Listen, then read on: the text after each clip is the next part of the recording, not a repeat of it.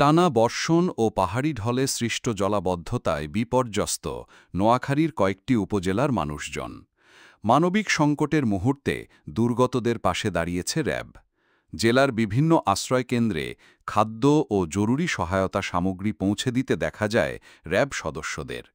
মানবিক উদ্যোগের অংশ হিসেবে আশ্রয়কেন্দ্রে আশ্রিত মানুষদের হাতে তুলে দেওয়া হয় স্যালাইন, ঔষধ, মুড়ি, চিনি, শুকনো খাবার ও বিশুদ্ধ পানি।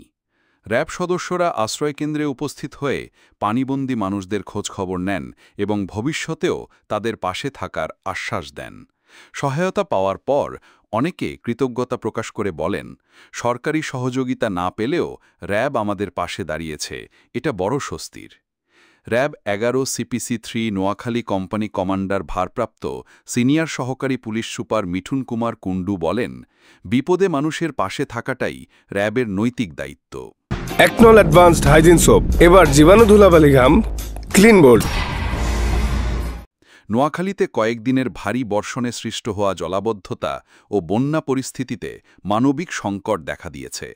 এই সংকট মোকাবেলায় সরকারের অন্যান্য সংস্থার পাশাপাশি আমরাও কাজ করছি।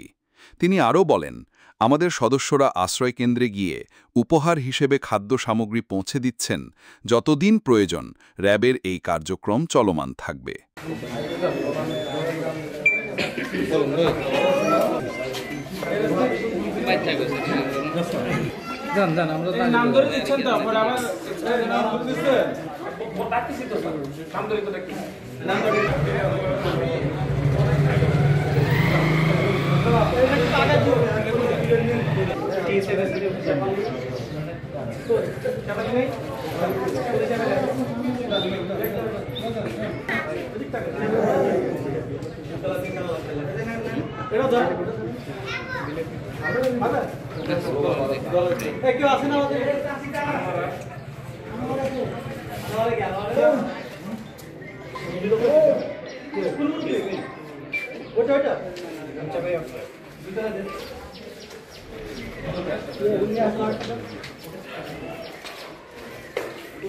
আরেকটা কথা বলি স্যার, দুটো মিনিট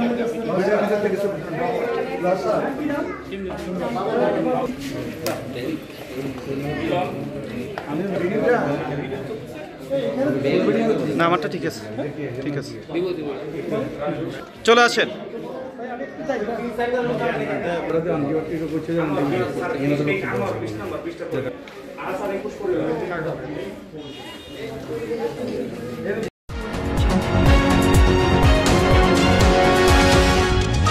NK টেলিভিশন, নোয়াখালীর কথা বলে।